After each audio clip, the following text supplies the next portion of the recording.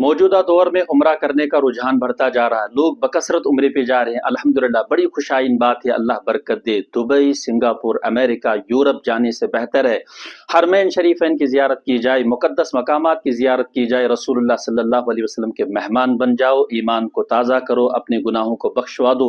कुरान का हुक्म है वातिमुल हज्ज वल उम्रता लिल्लाह, अल्लाह के लिए हज और उम्रा करो। उम्रा पे दर पे करो। रसूलुल्लाह सल्लल्लाहु अलैहि वसल्लम का फरमान है, एक उम्रा दूसरे उम्रे के दरमियानी गुनाहों के लिए कफ़ारा है। उम्रे से गुनाह माफ़ हो जाते हैं, ऐसे ही जैसे एक भट्टी से सोना चांदी का मेल कुचेल दूर हो जाता है। याद रखें, जो मालदार लोग हैं उन पर जो हज फ़र्ज़ है, मालदारी के सबब से उम्रे से उनका हज अदा नहीं होगा, वो बदस्तूर उनके ज़िम्मे फ़र्ज़ है। अलमिया है 2024 यानी इस साल की बात है कि जम्मू कश्मीर के लिए जो हज की सीटें हैं वो लगभग 10 से 12 हज़ार की होती हैं। बमुश्किल 3 से 4 हज़ार लोगों ने फार्म भरा है। तवज्जो की ज़रूरत